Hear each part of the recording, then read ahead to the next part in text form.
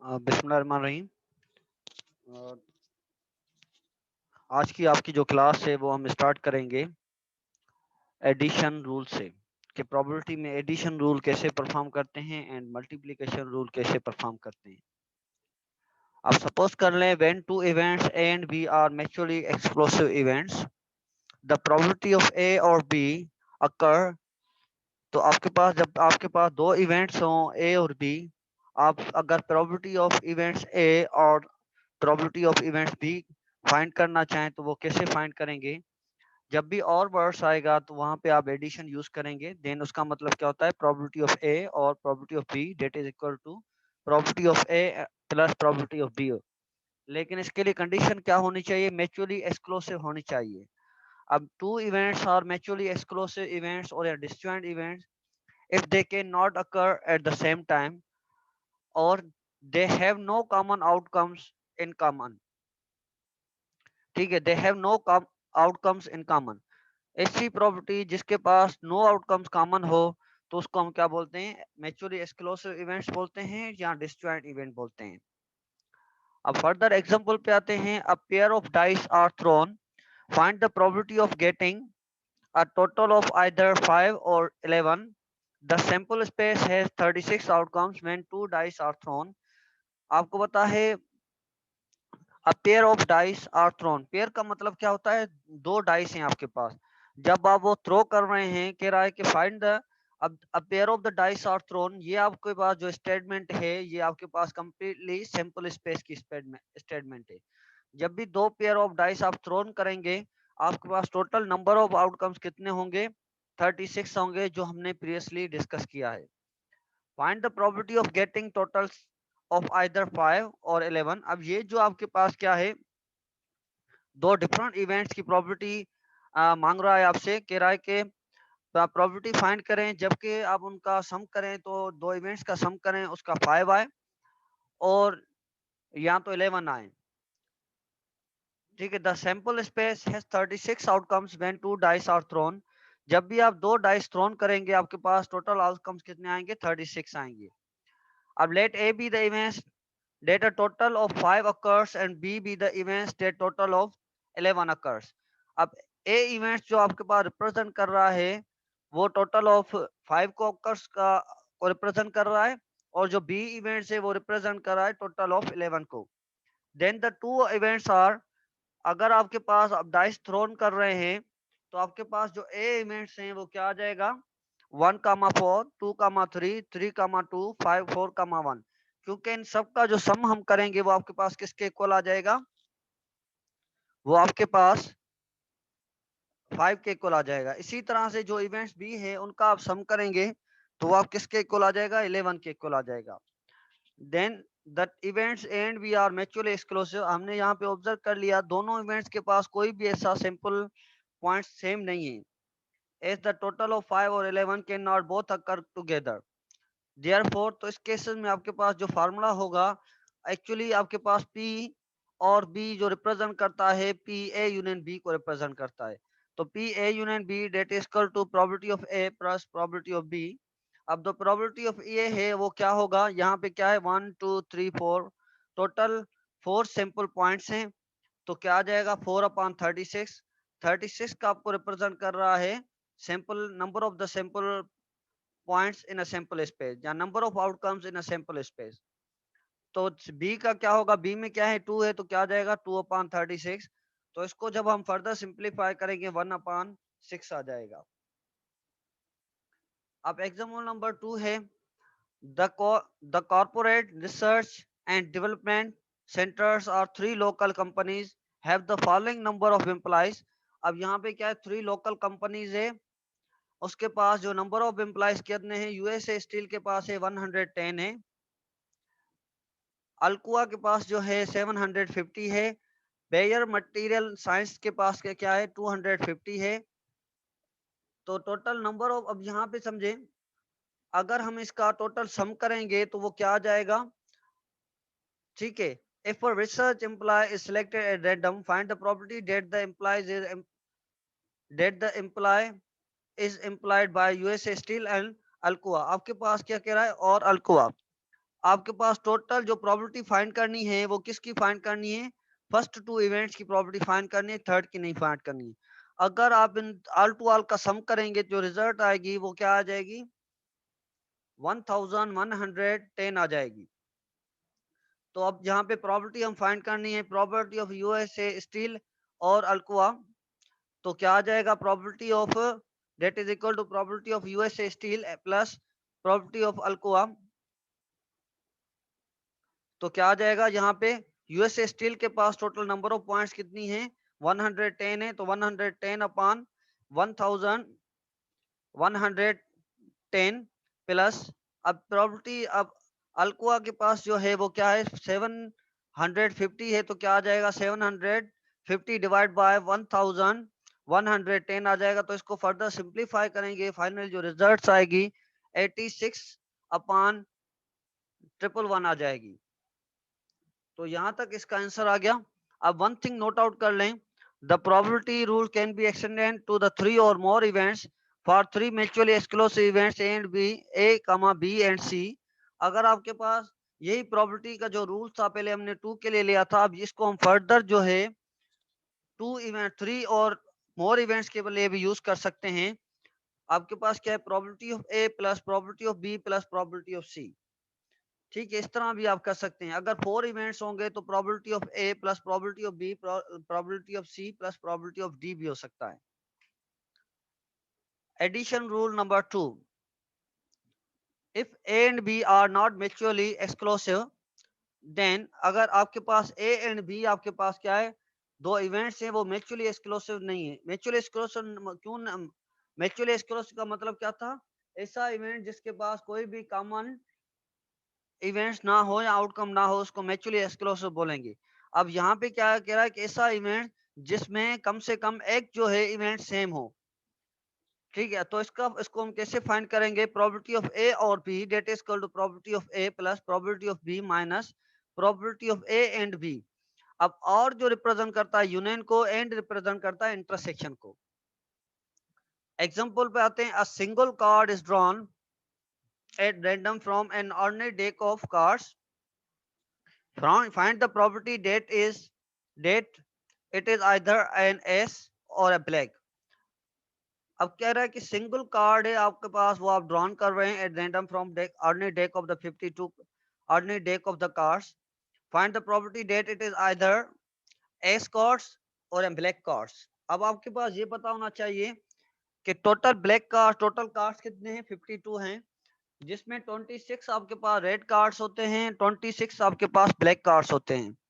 अब जो S card जो होता है वो किसको रिप्रेजेंट करता है, यहाँ पे आपके पास ये 4 जो है, मैंने यहाँ पे लिखा पिक्चर शो की है, ये आपके पास एस कार्ड्स हैं। ठीक है, total number of ace cards कितने, 4 है। अब आते हैं, since there are 4 ace cards and 26 black cards, 13 spade cards and 13 club cards, 2 of the aces are black cards, namely the aces of spades and the aces of clubs. Hence, the probability of the two outcomes must be subtract since they have been counted. One thing यहाँ पे note out कर लें. Find the probability that is either an S cards.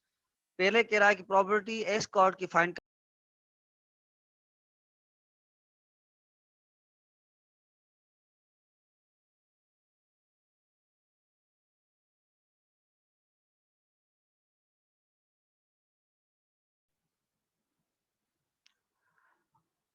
One again मैं repeat कर देता हूँ। A single card is drawn at random from an ordinary deck of cards. Find the probability that it is either an S or black cards. ठीक है, तो आपके पास जो प्रोबेबिलिटी फाइंड करनी है एस कार्ड्स की और ब्लैक कार्ड्स की प्रोबेबिलिटी फाइंड करनी है, तो आपको एस कार्ड्स कितने होते हैं, 4 total number of ace cards होते हैं, और जो ब्लैक कार्ड्स होते हैं 26 होते हैं। अब यहाँ पे समझें, the probability of ace cards क्या होगी, 4/52 होगी, plus probability of the black cards क्या होगी, 26/52 होगी। इसी तरह से अब ब्लैक कार्ड यहाँ पे देखें, एस कार्ड्स में टोटल ब्लैक कार्ड्स कितने हैं, 2 हैं, तो वो आपके पास क्या होता है, कॉमन एलिमेंट्स कितने होते हैं, इंटरसेक्शन में आते हैं। तो probability of black S cards कितने होंगी, 2/52। फर्दर इसको सिंप्लीफाई करेंगे तो रिजल्ट क्या आ जाएगी, 0.53 सो 0.538 हो जाएगी। इसका मतलब क्या है, 53.8% है इस इवेंट्स के होने की।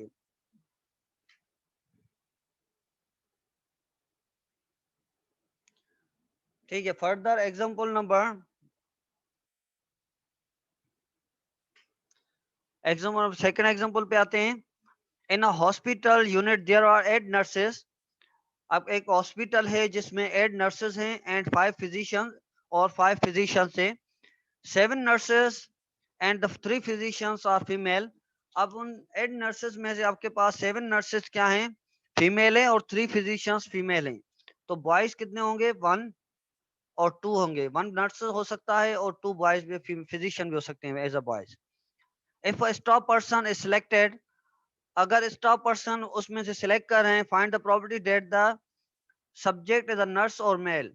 अब प्रॉपर्टी फाइंड करें किसकी, नर्स और मेल की। ठीक है, अब यहाँ पे देखें, the simple space is shown here. अब टोटल नर्सेज आपके फीमेल नर्सेज कितनी है, 7 है। तो मेल नर्स कितने होंगे, 1 होंगे। तो टोटल सिंपल स्पेस कितनी हो जाएंगी, 8। इसी तरह से अगर फीमेल फिजिशियन क्या है, 3 है। ठीक है, और मेल फिजिशियन आपके पास क्या है, 2 होंगे। तो क्या हो जाएगा, और यहाँ पे टोटल 5, क्या फिजिशियन कितने हैं, 5 हैं। तो टोटल कितनी हो जाएगी, सैंपल स्पेस 13 हो जाएगी। अब यहाँ पे वन थिंग नोट आउट कर लें, कह रहा है कि find the probability of nurse और मेल। तो प्रोबेबिलिटी ऑफ द नर्स और मेल का मतलब क्या होता है, आप ऑलवेज यूनियन करते हैं। तो इवेंट क्या होता है, प्रोबेबिलिटी ऑफ नर्स और male that is equal to P not probability of nurse plus probability of male minus probability of male nurse. ठीक है, तो प्रोबेबिलिटी ऑफ द नर्स कितनी होगी, 8/3, क्योंकि total probability of the nurse कितनी है आपके पास, 8/3 है। अब probability of the male nurse आपके पास जो, sorry, probability of the male कितनी होंगी आपके पास, वो होंगी 3/13 होंगी। ठीक है, अब आपके पास probability of the male nurse कितनी होंगी, वो आपके पास आ जाएगी 1/13 होगी, क्योंकि आपके पास टोटल मेल्स कितने हैं। ठीक है, जो मेल नर्स होगी वो उसकी वो कितने हैं आपके पास, टोटल 1 है। तो यहाँ पे क्या आ जाएगा,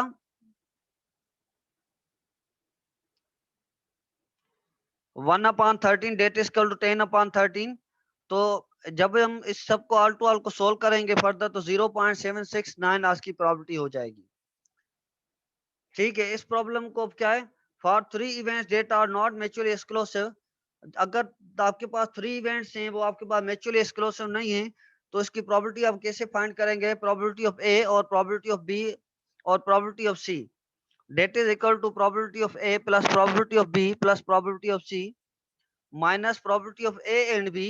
अब एंड जहां पे आएगा वो आपके पास इंटरसेक्शन है, और आएगा आपके पास उसका मतलब क्या है, यूनियन है।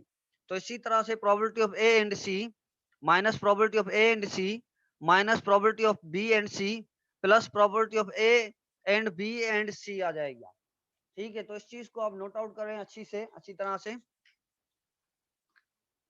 फर्दर एग्जांपल है आपके पास,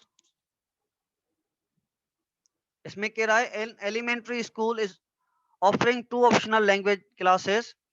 अब आपके पास एक एलिमेंट्री स्कूल है जो आपके पास 2 लैंग्वेजेस क्लासेस ऑफर कर रहा है। One is French and the other is Spanish. उसमें एक लैंग्वेज है आपके पास फ्रेंच है और दूसरी है Spanish. These classes are open to any of the 120 और 120 upper grade students in the school. अब ये जो क्लास है वो ओपन हो रही है, 120 स्टूडेंट्स हैं वो अपर ग्रेड के हैं। Suppose there are 32 student in a French class. अब सपोज कर लें यहाँ पे 32 स्टूडेंट्स हैं जो फ्रेंच क्लासेस ले रहे हैं, और 36 इन स्पेनिश क्लास में हैं, and the total of 8 are in both classes. जो टोटल हैं वो किस में हैं, बोथ क्लासेस में हैं। ठीक है, अब अगेन, अब एक फ्रेंच क्लास में कितने, 32, और जो स्पेनिश क्लास में हैं वो 36 हैं, और जो 8 स्टूडेंट्स हैं जो दोनों क्लास ले रहे हैं। ठीक है, अब यहाँ पे if an upper grade student in randomly chosen, what is the probability that this student is enrolled in at least one of these classes? अब बताएं कि टोटल प्रोबेबिलिटी कितनी होगी at least one of these classes में। ठीक है, अब one thing आप नोट आउट कर लें, यहाँ पे आपके पास और आएगा तो वहां पे आप क्या यूज करेंगे, probability of A union B use करेंगे। जहां यहाँ पे आपके पास एट लीस्ट का वर्ड आए वहां पे भी आप probability of A and B use करेंगे।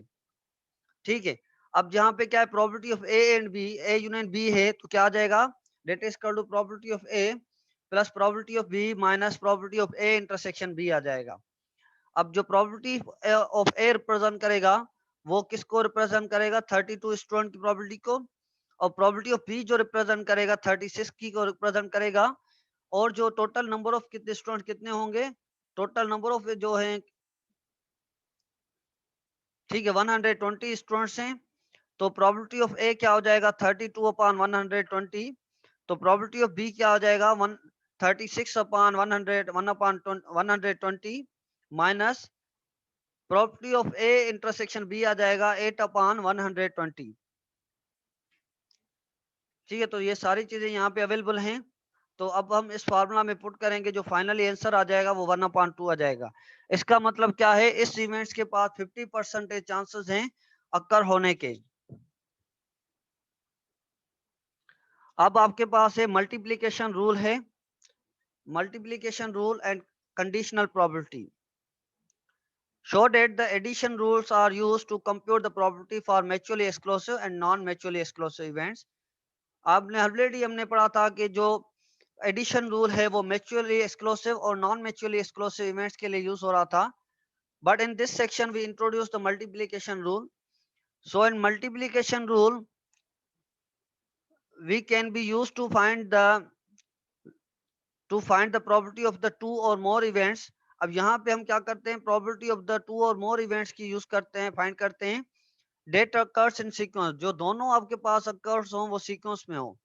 For example if you toss a coin and then roll a die. अब यहाँ पे क्या है, आपके पास दो इवेंट्स हो गए।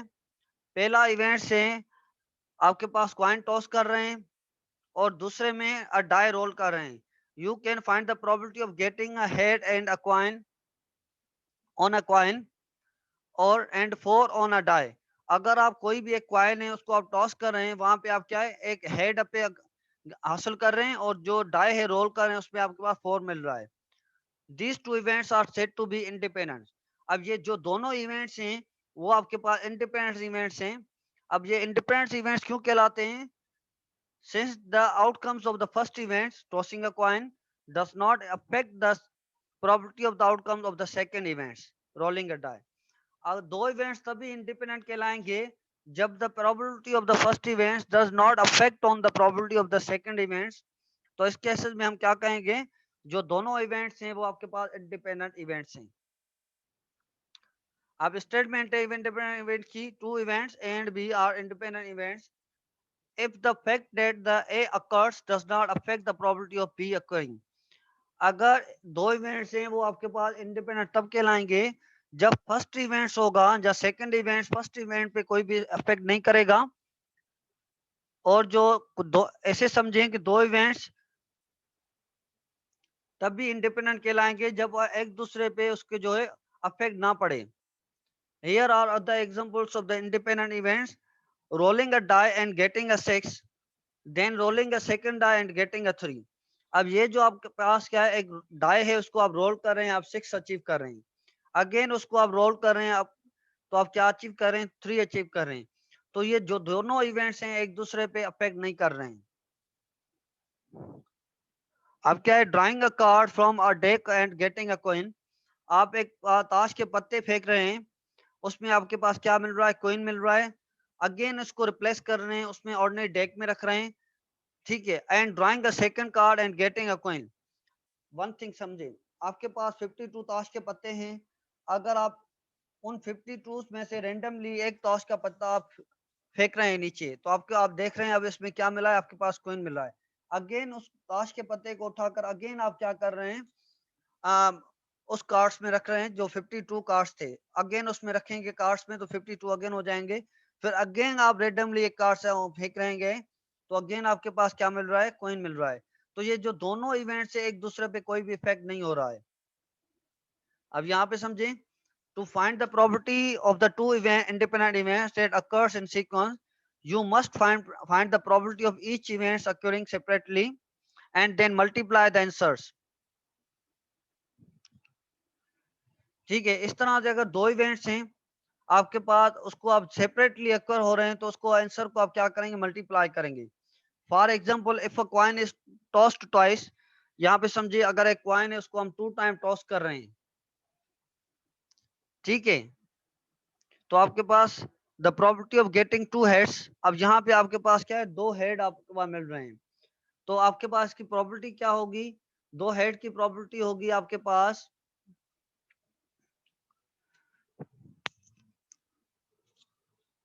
ठीक है, तो वो आपके पास हो जाएगी 1/4 आ जाएगी. अब एक क्वाइन है उसको 2 टाइम टॉस कर रहे हैं, अब जो फर्स्ट टाइम भी टॉस कर रहे हैं उसके पास आपके पास क्या मिल रहा है, हेड मिल रहा है, तो उसकी क्या हो जाएगी प्रोबेबिलिटी 1/2. अगेन हम क्वाइन उसको हम सेकंड टाइम टॉस करेंगे तो उसकी प्रोबेबिलिटी क्या मिल जाएगी, 1/2 मिल जाएगी.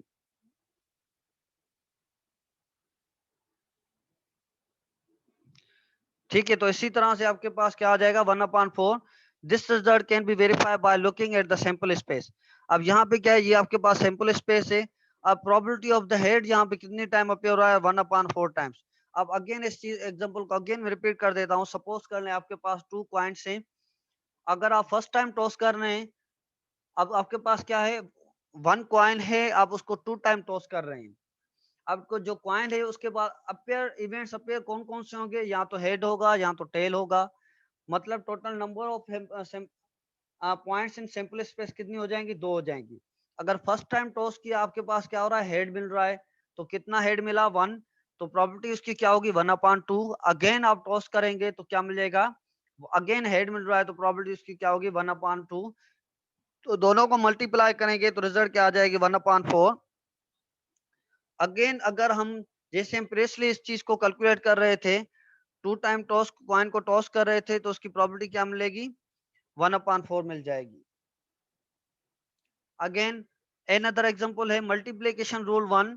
When two events are independent, the probability of the both occurring is probability of A and B, that is equal to probability of A and probability of B. अब इस cases में probability of A intersection B that is equal to probability of A into probability of B होता है. अब समझे यहाँ पे example पे, a coin is flipped and a die is rolled. Find the probability of getting a head on a coin. अब coin है आपको, आप उसको फ्लिप कर रहे हैं एंड डाई आपके पास रोल कर रहा है. Find the probability of getting a head. आपके पास हेड कितनी टाइम होगा, जब एक क्वाइन है उसको आप टॉस कर रहे हैं तो आपके पास हेड कितनी टाइम आएगा. एंड आपके पास 4 ऑन द डाइस, आपके पास 4 मिल रहा है, बताएं तो आपके पास 4 कितनी टाइम होगा. The sample space for the coin is HNT.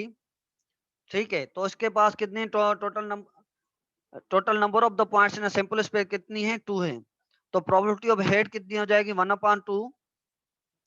अगर कोई भी एक्स या डाई है वो आप रोल कर रहे हैं तो उसके बाद जो प्रोबेबिलिटी जो सैंपल स्पेस होगी उसमें जो सैंपल पॉइंट्स होंगी कौन सी होंगी, 1 2 3 4 5 6 होंगी, तो इसकी प्रोबेबिलिटी ऑफ, यहाँ पे समझिए प्रोबेबिलिटी ऑफ हेड जो आ जाएगा 1/2, और प्रोबेबिलिटी ऑफ 4 कितने टाइम अपीयर हो रहा है, 1 टाइम हो जाए, 1/6 आ जाएगा, तो क्या हो जाएगा 1/12.